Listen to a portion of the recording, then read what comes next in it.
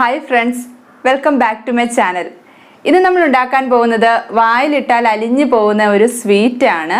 നമ്മൾ കടയിൽ നിന്നൊക്കെ എപ്പോഴും വാങ്ങാറുണ്ട്. നല്ല കോസ്റ്റ്ലി ആണ് ഇത്. പക്ഷെ നമുക്ക് വീട്ടിൽ തന്നെ ഇത് നല്ല എളുപ്പത്തിന് തയ്യാറാക്കാൻ പറ്റും. എന്താണെന്നല്ലേ? അതാണ് ഗീ മൈസൂർ പാക്ക്. അപ്പോൾ അത് നല്ല ടേസ്റ്റ് ആണ്. നമുക്ക് പെട്ടെന്ന് തന്നെ ഉണ്ടാക്കിയെടുക്കാൻ പറ്റും. വളരെ ഈസിയാണ്. അതാണ് ഏറ്റവും ഇമ്പോർട്ടൻ്റ് ആയിട്ട്. പെട്ടെന്ന് തന്നെ നമുക്കത് വളരെ എളുപ്പത്തിൽ അത് ഉണ്ടാക്കിയെടുക്കാം.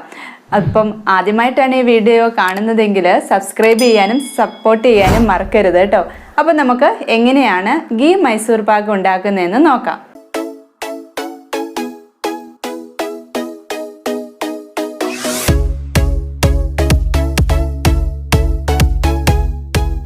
നമുക്ക് മൈസൂർ പാക്ക് ഉണ്ടാക്കി തുടങ്ങാം. അതിനായിട്ട് ഞാനിവിടെ 1 കപ്പ് കടലമാവാണ് എടുത്തിരിക്കുന്നത്. അത് നമുക്ക് ഒരു സിമ്മിലിട്ട് ചെറുതായിട്ടൊന്ന് റോസ്റ്റ് ചെയ്തെടുക്കണം. ഒരു 3-4 മിനിറ്റ് മതി, സിമ്മിൽ മതി. അതിൻ്റെ ആ ഒരു പച്ച മണമുണ്ട് ഈ കടലമാവിന്. അതൊന്ന് മാറുന്ന വരെ മാത്രം ഒന്ന് ചെറു തീയിലിട്ട് നന്നായിട്ടൊന്ന് ഇളക്കി കൊടുക്കണം.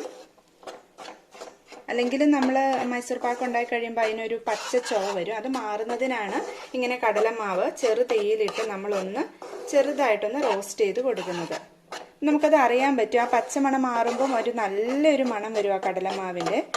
ഒരു 2-3 മിനിറ്റ് ധാരാളം മതിയാവും. അപ്പം നമുക്കിതൊന്ന് അത്രയും നേരം ഒന്ന് ഇളക്കി ഒന്ന് പയ്യെ ഒന്ന് അതിൻ്റെ പച്ചമണമൊക്കെ ഒന്ന് മാറ്റിയെടുക്കാം.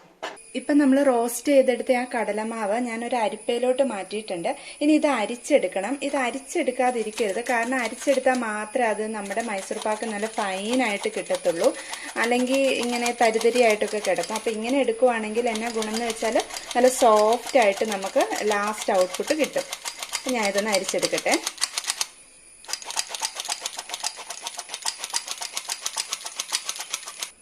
ഇപ്പം നമ്മൾ ആ കടലമാവ് നന്നായിട്ട് അരിച്ചെടുത്തിട്ടുണ്ട്.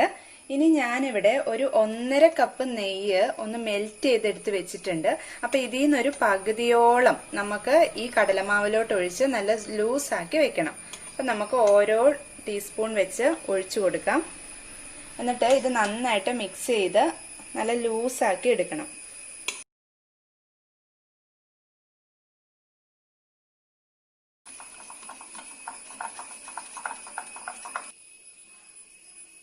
ഇപ്പം ഇതുപോലെ ഒട്ടും കട്ടയില്ലാതെ നമുക്ക് നന്നായിട്ട് ഈ നെയ്യും കടലമാവും കൂടെ മിക്സ് ചെയ്തെടുക്കണം.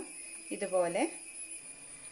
ഇനി നമുക്ക് ഷുഗർ സിറപ്പ് ഉണ്ടാക്കാം. അതിനായിട്ട് ഞാനിവിടെ 1 കപ്പ് പഞ്ചസാരയാണ് എടുത്തിരിക്കുന്നത്.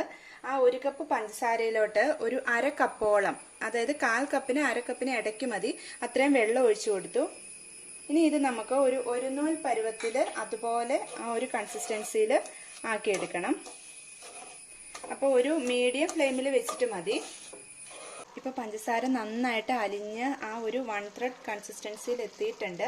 നമുക്കിങ്ങനെ എടുത്ത് നോക്കുമ്പോൾ അറിയാം ഒരു നൂൽ പരുവമായിട്ട്.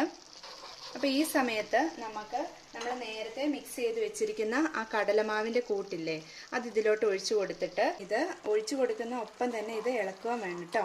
എന്നിട്ട് പയ്യെ നമുക്ക് ഒഴിച്ചു കൊടുത്ത് ഇത് ഇളക്കാം. സിമ്മിൽ വെച്ചിട്ട് വേണം. നന്നായിട്ട് ഇളക്കി ഇത് ഫുള്ള് നന്നായിട്ട് മിക്സ് ചെയ്യിപ്പിക്കണം. ഇപ്പം നന്നായിട്ട് മിക്സ് ചെയ്തിട്ടുണ്ട്. ഇനി ഇതിൻ്റെ അകത്തോട്ട് നമുക്ക് നെയ്യ് ഉരുക്കിയതുണ്ടല്ലോ, അതങ്ങ് ഒഴിച്ചു കൊടുക്കാം. ഞാനിപ്പോൾ ഇവിടെ ഒരു 2 സ്പൂൺ അങ്ങ് ഒഴിക്കുകയാണ്. നമ്മൾ ആ ബാക്കിയുള്ള നെയ്യ് ഇടയ്ക്കിടയ്ക്ക് ഒഴിച്ചു കൊടുത്ത് ഇത് നന്നായിട്ട് ഇളക്കി ആ നെയ്യൊക്കെ അതിൽ നന്നായിട്ട് അബ്സോർബ് ചെയ്ത് അങ്ങനെ വേണം, ആ ഒരു പാകത്തിൽ വേണം വരാനായിട്ട്. ഇതിന് എന്തോരം നെയ്യ് വരുന്നോ അത്രയും ടേസ്റ്റ് ആയിരിക്കും മൈസൂർ പാക്കിന്. നന്നായിട്ട് മിക്സ് ചെയ്ത് കൊടുക്കണം. ഒരു സിമ്മ അല്ലെങ്കിൽ ഒരു മീഡിയം ആ ഒരു ഫ്ലെയിമിൽ ഇട്ടാൽ മതി. ഫുള്ളിൽ ഇടരുത് ഒരിക്കലും. ഇപ്പം ഞാൻ വീണ്ടും 2 സ്പൂൺ നെയ്യ് ഒഴിച്ചു കൊടുത്തിട്ടുണ്ട്. അതോടൊപ്പം തന്നെ ഞാനിവിടെ ഒരു നുള്ള ഏലക്കാപ്പൊടിയും കൂടെ ചേർക്കുകയാണ് ഇതിൻ്റെ അകത്തോട്ട്. അതപ്പോൾ നല്ലൊരു മണവും ഒരു ടേസ്റ്റും തരും ഈ മൈസൂർ പാക്കിന്. എന്നിട്ട് ഒന്നോടെ നന്നായിട്ട് മിക്സ് ചെയ്യാം. ഇപ്പം ഞാൻ പിന്നെയും വീണ്ടും ഒരു 2 സ്പൂൺ നെയ്യ് കൂടെ ഒഴിച്ചു കൊടുത്തിട്ടുണ്ട്. നന്നായിട്ട് മിക്സ് ചെയ്യണം.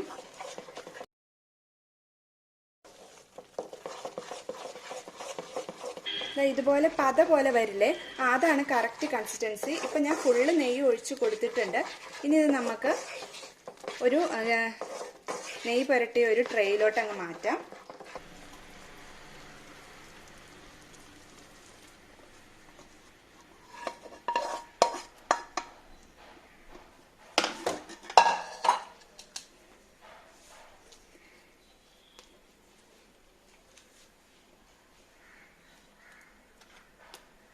ഇത് നമ്മൾ നെയ്യ് പുരട്ടിയ ഒരു ട്രെയിലോട്ട് മാറ്റിയിട്ടുണ്ട്. ഇനി ഇത് നമുക്കൊരു 3 മണിക്കൂർ ഇതുപോലെ തന്നെ വെക്കണം.